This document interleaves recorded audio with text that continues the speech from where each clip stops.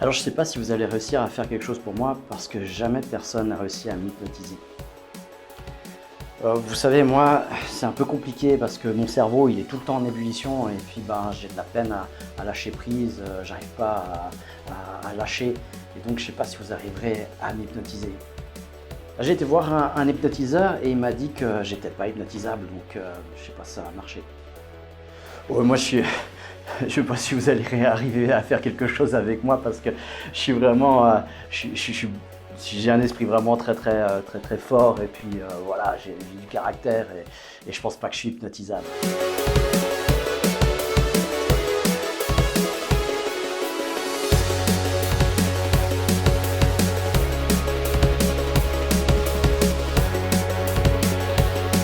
Bonjour les amis, très heureux de vous retrouver dans cette nouvelle vidéo Café Hypnose. On parle de l'hypnose, on démystifie cet outil et cet état pour le rendre plus compréhensible à tout un tas chacun. Je suis Gilbert Dagon, maître hypnopraticien et je forme des praticiens à l'hypnose, dans toutes les formes d'hypnose. C'est souvent quand je dis je suis hypnotiseur, puis qu'il y a quelqu'un qui a fait une petite formation quelque part, il me dit ah moi j'ai été formé aussi, j'ai fait de la PNL, j'ai fait ci, j'ai fait ça. Et puis qu'est-ce que vous avez fait quoi? Et vous avez fait quelle école surtout? Et là, ben voilà, quand je cumule plus de 1300 heures maintenant, 1200, 1300 heures, j'ai pas refait le calcul depuis un petit bout de temps. Et évidemment, c'est important de se former encore toute sa vie, évidemment. Et donc, j'ai pas fait ça que dans une école, évidemment. Donc, j'ai fait plusieurs écoles. Je me suis formé en toutes les formes d'hypnose, y compris la PNL, qui est de l'hypnose. C'est aujourd'hui un vrai scandale de séparer la PNL de l'hypnose. La PNL, c'est de l'hypnose, ça travaille avec l'hypnose.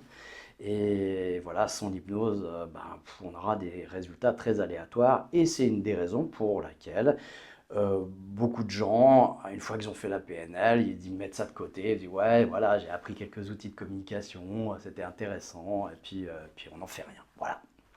Un peu comme d'apprendre l'auto-hypnose en 2-3 heures. Et puis voilà, on se dit, ah, c'est tout simple, finalement, c'est tellement simple que bon, alors, ça c'est inefficace, on va pas l'utiliser. L'état d'hypnose peut se déclencher vraiment facilement. Hein, c'est d'apprendre à endormir quelqu'un comme ça en un claquement de doigts, ça s'apprend une matinée. Et c'est ce que font ceux qui apprennent à faire du street hypnose, donc l'hypnose de rue. On va aborder les passants et puis leur faire les mettre en hypnose et puis faire une petite expérience rigolote. C'est pas toujours anodin et c'est pas toujours rigolo pour ceux qui subissent ce genre de choses. Donc je suis pas très friand de ce genre de choses, effectivement. L'hypnose, c'est un outil thérapeutique, un outil mental qui travaille avec le cerveau. Et donc, c'est le cerveau qui pilote toute la personne. Donc, on fait pas n'importe quoi avec ça. Mais bon, voilà, ceux qui le font vous diront que ça n'a aucun effet secondaire, qu'on ne peut pas faire de mal avec ça. Eh bien, force est de constater, après 15 ans d'expérience, que c'est faux, qu'on peut faire du mal avec ça quand on ne sait pas ce qu'on fait. Et les gens qui ne savent pas ce qu'ils font ne savent pas qu'ils font du mal. Et voilà, c'est comme ça. Alors on peut faire du mal de plein de manières différentes et sans avoir l'intention de faire du mal aussi, hein. Évidemment, je ne pense pas que ces personnes qui utilisent l'hypnose pour se marrer comme ça ont une intention négative ou de faire du mal. Non, c'est juste qu'elles sont ignorantes de ce qu'elles font. Et ça, c'est le gros problème dans beaucoup de domaines. C'est pas seulement réservé à la thérapie, c'est réservé à tous les domaines professionnels, tous les domaines de vie, quoi, en réalité. Alors, ces réflexions que vous avez entendues en préambule, eh bien, c'est des réflexions que j'ai souvent à mon cabinet. Alors, ça peut paraître surprenant, des gens qui viennent faire une consultation et qui me disent, eh bien, vous n'arriverez pas. Voilà, ça sert à rien, vous n'arriverez pas. Alors, pourquoi ils sont là? Ça, c'est la première question. Et je vous assure que c'est vrai. J'ai vraiment ce genre de réflexion à mon cabinet. Alors, des fois à l'extérieur aussi, évidemment, hein, des gens qui ne viennent pas consulter, qui ont ce genre de réflexion, évidemment, on en a un peu tout le temps. Mais à mon cabinet, j'ai quelquefois des personnes qui ont déjà consulté ailleurs, à qui on a dit, de toute façon, voilà, on n'arrive pas avec vous, vous n'arrivez pas à lâcher prise, l'hypnose, ça ne marchera pas avec vous, etc. Et ça, ben, c'est Richard Bandler qui disait, c'est un des cofondateurs de la PNL, qui disait, il n'y a pas de mauvais patients, il n'y a que de piètres thérapeutes. Et je suis entièrement d'accord avec lui. Et moi, on me demande souvent, en 15 ans, est-ce que vous avez eu quelqu'un qui a résisté, avec qui vous n'avez pas réussi à faire de l'hypnose? Eh bien non. Non, en 15 ans, jamais, pas une seule fois. Pourquoi? Parce que souvent, on ne sait pas ce que c'est que l'hypnose. Et l'hypnose est quelque chose de beaucoup plus simple qu'il n'y paraît. Beaucoup pensent que pour être en hypnose, il faut être détendu, il faut avoir les yeux fermés, qu'on va complètement décrocher, qu'on va dormir, qu'on ne va plus rien entendre et plus rien. On va perdre le contrôle et voilà, on va se réveiller après en se souvenant plus de rien et on ne sait plus ce qui s'est passé, ce qu'on a fait. Et ces gens se basent sur cette croyance, sur des choses qu'ils ont vues à la télé, notamment les expériences divertissantes de Mesmer à la télé. Et bon, bah ok, on peut se marrer en regardant ça, on peut être dubitatif en se disant, beaucoup de gens se disent, ouais, mais est-ce que c'est vraiment vrai ce qu'ils font à la télé? Alors la télé, c'est toujours de la télé. D'accord? Il n'y a pas plus faux que la télé-réalité, par exemple. Donc, il faut juste être au clair avec ça. Quand c'est de la télé, voilà. Quand c'est du spectacle, ça peut être différent. Mais voilà. Donc, est-ce que c'est, voilà, donc, toutes ces croyances, elles sont issues de ce qu'on a vu à la télé comme spectacle. Alors, détendu complètement, avoir les yeux fermés, être parti complètement. Mais le gars qu'on met en hypnose et qu'on fait croire qu'il est une poule, et puis qu'il ouvre les yeux, et puis il se balade sur le plateau ou télé ou sur la scène du théâtre en faisant la poule, est-ce qu'il dort? Ben non. Ok, il dort pas, il fait la poule. Donc c'est pas une poule qui dort, il fait la poule. Est-ce qu'il est complètement détendu? Ah ben non, là, il court, il est en train de courir, donc il n'est pas détendu. Est-ce qu'il a perdu le contrôle? Oui, sur une partie de lui-même, mais il est quand même en train de courir, et c'est lui qui court, c'est pas quelqu'un qui court à sa place.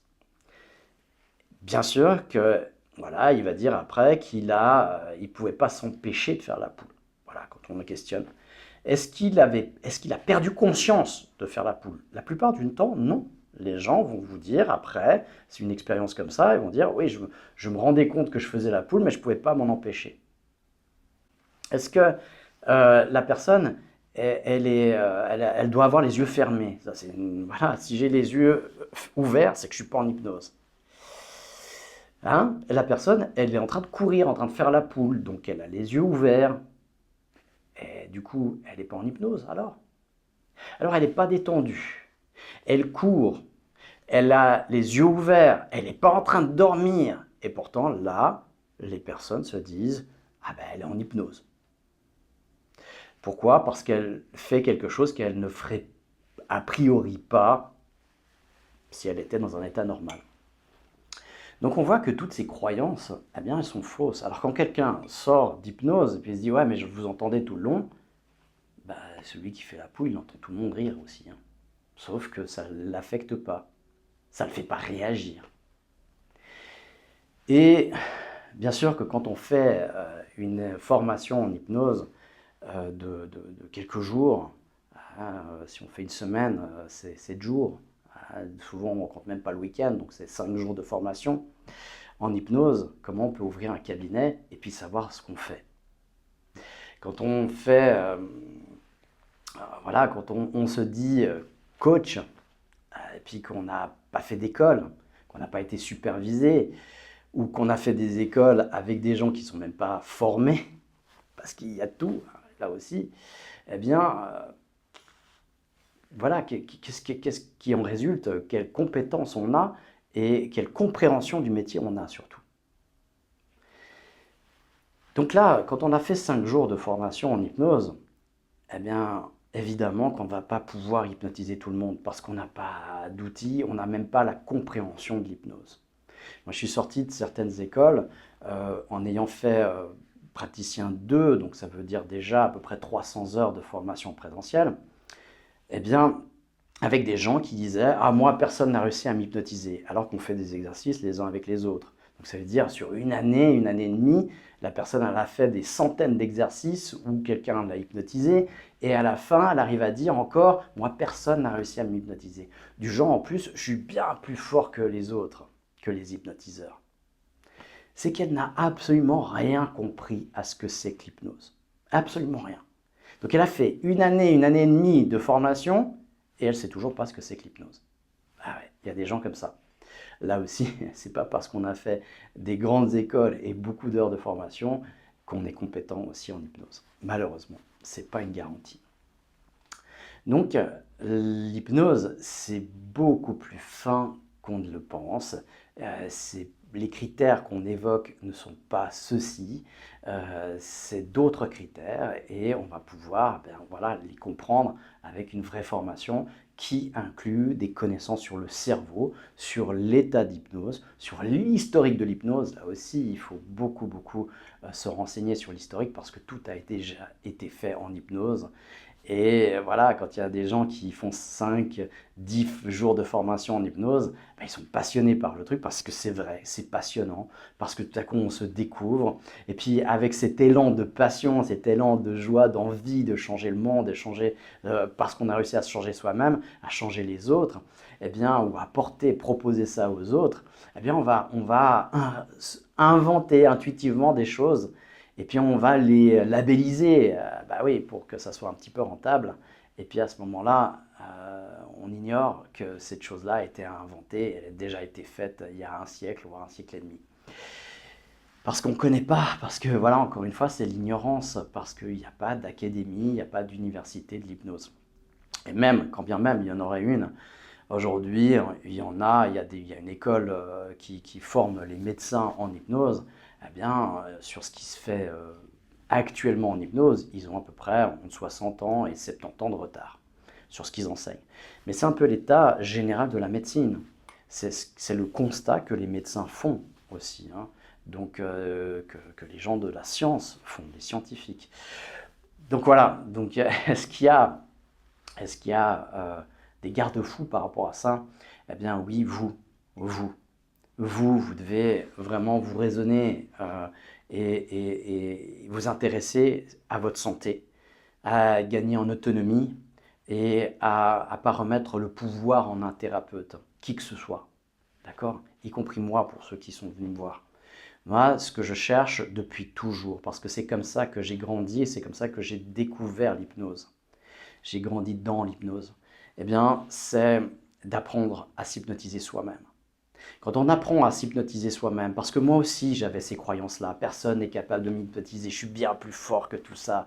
Ouais, ça note un grand ego, hein, accessoirement ça. Alors on le nettoie de petit à petit, et puis on s'en débarrasse, et puis on essaye d'avoir conscience du champ immense, voire infini de notre ignorance.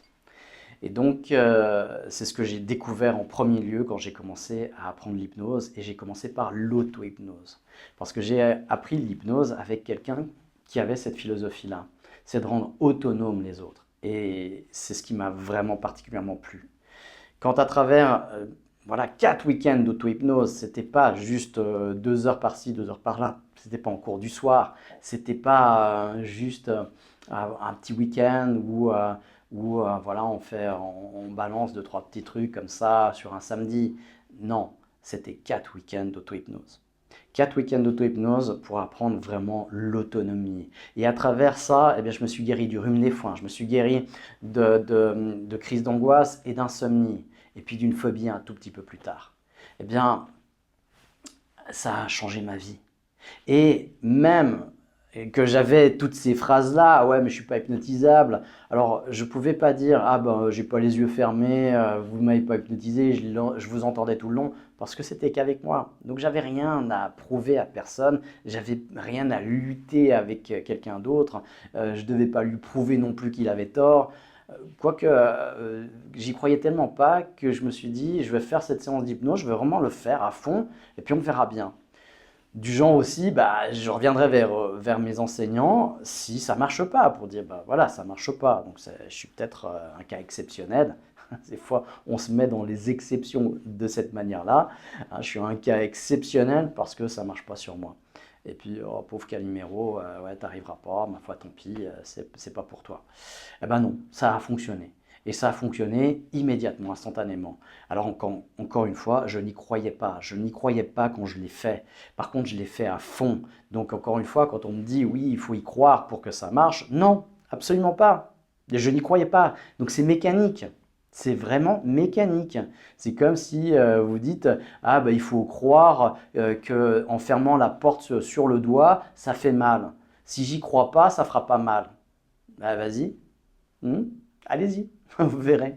D'accord? C'est la même chose l'hypnose. C'est exactement la même chose. Et quand on connaît le mécanisme, quand on connaît le fonctionnement du cerveau, eh bien il n'y a plus aucun doute sur l'état et sur la technique. Parce qu'encore une fois, le même mot décrit les deux choses. On fait de l'hypnose pour rentrer en hypnose. Donc ça décrit un état et une technique. Bien sûr que dans cet état-là, on ne fait pas rien. Parce que là aussi, on va apprendre pendant 5 jours à claquer des doigts, à endormir quelqu'un. Et vous faites quoi après? Ben, voilà. Et c'est là tout l'enjeu et tout l'engagement thérapeutique. C'est de faire quelque chose de cet état, pas juste de mettre quelqu'un dans un état hypnotique. C'est facile. D'ailleurs, il y avait eu cette réflexion autour de l'hypnose où on demandait à un célèbre hypnotiseur thérapeutique, pas de spectacle, est-ce que c'est difficile de faire rentrer quelqu'un en hypnose? Il dit, bah non, c'est extrêmement facile parce que la plupart des gens sont constamment dans un état d'hypnose. Et il a dit, c'était beaucoup plus difficile par contre, c'est beaucoup plus difficile par contre de réveiller les gens, de les éveiller à eux-mêmes, de les sortir de leur état hypnotique quotidien. Donc, claquer des doigts, endormir quelqu'un, c'est extrêmement facile et ça n'a aucun intérêt. C'est ce qui va suivre derrière qui a beaucoup d'intérêt. Et c'est ce qui vient en amont pour que la personne s'ouvre, pour que la personne puisse exposer toute sa problématique et puis que le thérapeute puisse voir entre ce que la personne dit et ce qu'elle exprime, les dichotomies, les différences et travailler sur ces différences. Et pas croire tout ce que la personne dit verbalement, mais de corréler ou de comparer avec le non-verbal et le paraverbal, et puis de travailler avec l'inconscient qui s'est exprimé. C'est tout l'enjeu. Et ça ne se fait pas en 10 jours, ça ne se fait pas en un claquement de doigts. Ça s'apprend et ça prend du temps à s'apprendre. Donc, encore une fois, pour se rendre autonome, et toutes les personnes qui ont vraiment des forts doutes, moi je ne veux pas me battre avec ces personnes-là, vous avez raison, vous n'êtes pas hypnotisable, mais essayez l'auto-hypnose et vous verrez les résultats que vous pourrez avoir sur vous. Et c'est dommage, ce serait dommage de se priver d'une télécommande à son cerveau, à ses immenses capacités, ses immenses... voilà, on a des potentialités énorme, immense, et tout le monde en a conscience, tout le monde le dit, mais quand on évoque une manière d'y accéder, on fait, ah non, l'hypnose, oh là là, oh la manipulation. Et oui, si tu fais une auto-hypnose, tu es manipulé par qui, par quoi? Et d'ailleurs, la plupart du temps, tout ce qui ne fonctionne pas dans votre vie, c'est dû à de la manipulation personnelle, donc à votre petit discours mental. Et le petit discours mental, il vient de quoi? De vous. Et donc, c'est vous qui vous manipulez en permanence et qui vous met des bâtons dans les roues dans votre vie, qui vous empêche d'avancer comme vous voudriez avancer. S'intéresser à l'hypnose, c'est s'ouvrir à un autre monde, c'est s'ouvrir à soi-même, c'est à la connaissance de soi et puis à son fonctionnement. Et l'auto-hypnose, c'est la seule technique que je connaisse qui ne présuppose aucun élément extérieur à soi pour retrouver sa santé ou pour augmenter ses performances. Sur ce, je vous souhaite une excellente journée, une excellente semaine, et puis on se retrouve la semaine prochaine pour un nouveau Café Hypnose. À bientôt.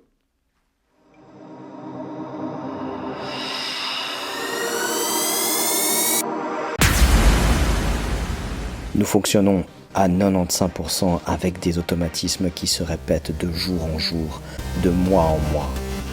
Le changement, ça s'apprend. Hypnose. Coaching, PNL. Utiliser son plein potentiel s'apprend.